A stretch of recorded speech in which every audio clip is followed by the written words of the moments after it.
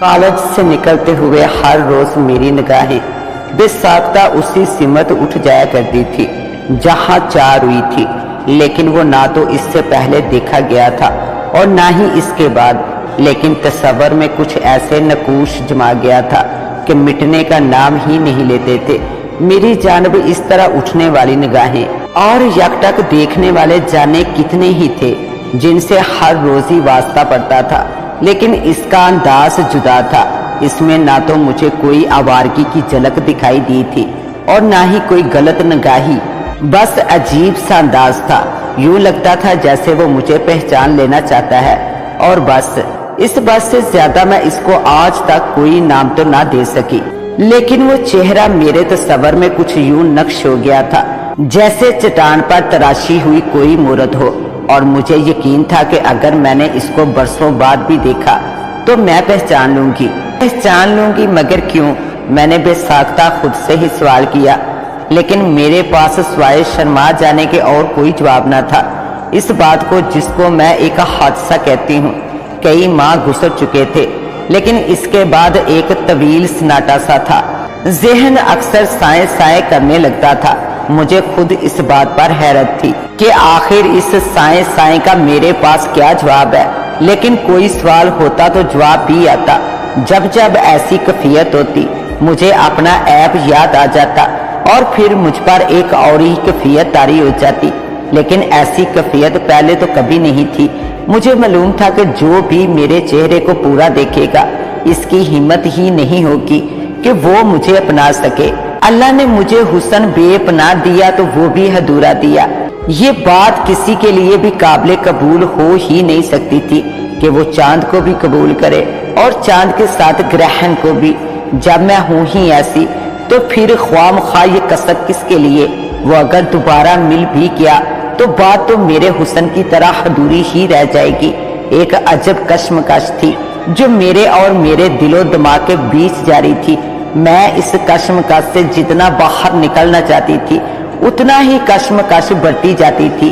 ایک روز جب میں اپنے کالج سے گھر لوٹی تو معمول کے خلاف اپنی اماں کو گھر کے دروازے پر منتظر پا کر حیران رہ گئی۔ میں جب کالج سے گھر آتی تو کوچ سے اترنے سے قبل ہی کوچ مناسب آواز سے ایک مرتبہ ہارن ضرور بجا دیا کرتی۔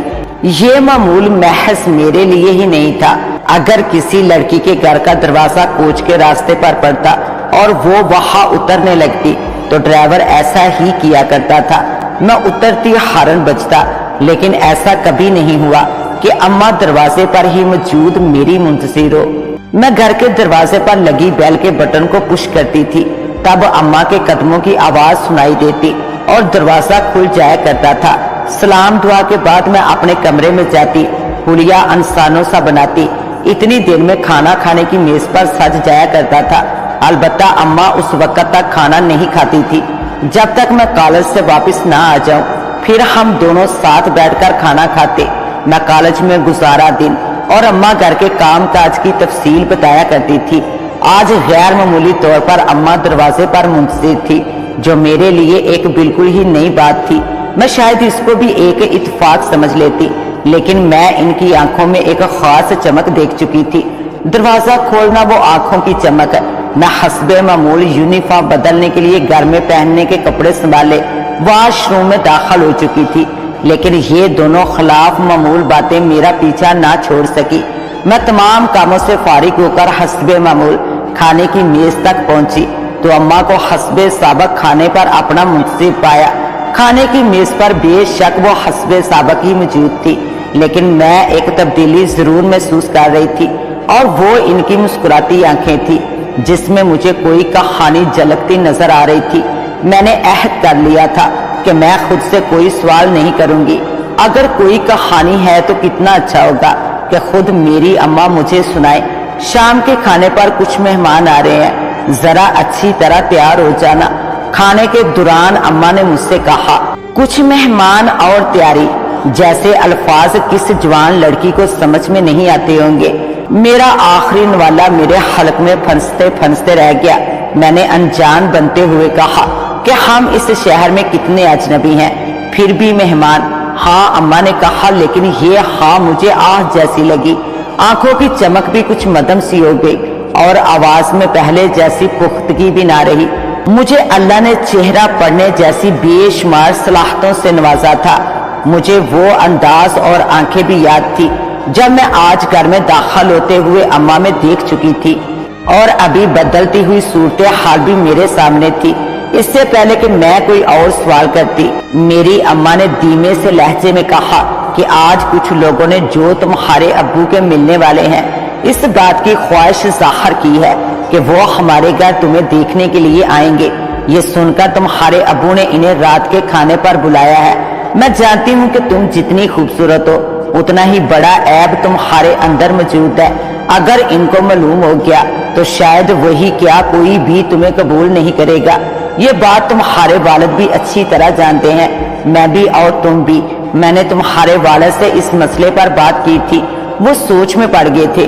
कहने लगे कि पहले इन्हें आने तो दो, कुछ बात आगे बढ़े तो कोशिश करेंगे कि इनको तुम्हारे ऐब से आगाह करें। छुपाई तो कोई बात नहीं जाएगी, लेकिन अगर इस बात को एकदम नहीं बताया जाए तो क्या हर्ज है। मैं इनकी बातें सुनकर सन्नाटे में आ गई। मैं बेशक बहुत मस्बी तो नहीं थी, लेकिन अल्लाह का इतना खौफ जरूर रखती थी कि लेन देन के वक्त माल के अच्छे और बुरे सारे पहलू खरीदार के सामने होने चाहिए। धोखा किसी भी सूरत में नहीं होना या देना चाहिए। बेशक शादी तिजारती माल की तरह लेने और देने जैसा मामला नहीं होता, लेकिन खूबी को जाहिर करना और ऐब को छुपाना एक नहायत नापसंदीदा फेल है जिसको किसी सूरत नहीं होना चाहिए। मैंने अपनी निगाहें नीची करते हुए अपनी वालदा से कहा कि क्या ऐसा करना दुरुस्त होगा? क्या बात शुरू करके और किसी हद तक आगे बढ़ाने के बाद सच को सामने रखने से किसी किस्म के कोई बुरे नताइज सामने आने के इम्कान नहीं? क्या इस तरह दूसरों के दिल में हमारी जानब से कोई मैल नहीं आएगा? क्या ये बात फिर दूर दूर तक नहीं फैलेगी? क्या मालूम मुझे ये बातें इतनी साफ गोई से कहनी चाहिए थी या नहीं, लेकिन मैं एक ही सांस में कहती चली गई और माँ भी पत्थर की मूरत की तरह मेरा मुंह तकती रह गई। इन्होंने फौरी तौर पर कोई जवाब नहीं दिया। कुछ देर बाद बस इतना कहा कि जिंदगी बचाने के लिए अगर झूठ भी बोलना पड़े तो वो गुनाह नहीं होता। ये कहकर वो खाने की मेज से उठ गई और बोझल कदमों से चलते हुए अपने बेडरूम की जानब रवाना हो गई। इस तरह इनका अपने बेडरूम में जाना भी मामूल के खिलाफ था। वो जब तक सारे बर्तन समेटकर इनको धो ना लेती थी, कभी आराम ना करती। आज मुझे बहुत ही दुख हुआ और मेरी आंखों में आंसू उमड़ आए। वालिदैन अपनी औलाद के लिए कितने फिक्रमंद होते हैं और खास तौर से अपनी बच्चियों के लिए कितने परेशान रहते हैं। मुझे इसका अंदाजा और भी शिद्दत से हुआ। शादियां तो इनकी भी हो जाती हैं जो माजूर होते हैं, समाज से महरूम होते हैं, जिस्मानी ऐब का शिकार होते हैं, अक्ल से पैदल होते हैं, नबीना होते हैं। लेकिन मैं तो एक मुकम्मल बालग जहानत से भरपूर मुकम्मल हाथ पांव वाली हूँ। बस एक ऐब है, बेशक वो ऐब ऐसा है कि इस पर नजर पड़ते ही मेरी सारी खूबियां इसके आगे मंद होकर रह जाएंगी। मैंने अपने होशो हवास में आज तक इसको किसी पर अश्कार नहीं होने दिया। छोटी उम्र में ही मुझे एहसास हो गया था कि मुझ में कोई ऐसी बात जरूर है जिसकी वजह से कोई छोटा बड़ा मुझे अपने करीब नहीं आने देता। बच्चे लोगों की निगाहें और रवैयों की जितनी समझ रखते हैं शायद बड़े नहीं रखते। इसलिए काफी छोटी उम्र से ही मैं अपने चेहरे को इस खूबी से डाब के रखने की आदी हो चुकी थी कि शायद ही कोई मेरा चेहरा देख सकता हो। उम्र के साथ साथ ये आदत इस कदर पुख्ता हो गई थी कि मजाल है जो कोई मुझे देख सके। फिर हुआ ये कि वालिद साहब पाकिस्तान आ गए और आए भी अपने आबाई शहर में, लेकिन जल्द ही वो अपने आबाई शहर से बहुत दूर चले आए। इनकी रोजी रोटी शायद इसी शहर में ही लिखी गई थी। मैं इनके दूसरे शहर में आ जाने से बहुत ही मुतमिन थी। सबके साथ रहने में मुझे इस बात का खौफ हर वक्त रहता था कि ना जाने मेरा ऐब कब मेरी कज़नों या रिश्ते के भाइयों के इल्म में आ जाए और मुझे ना हक जहमत उठाना पड़े।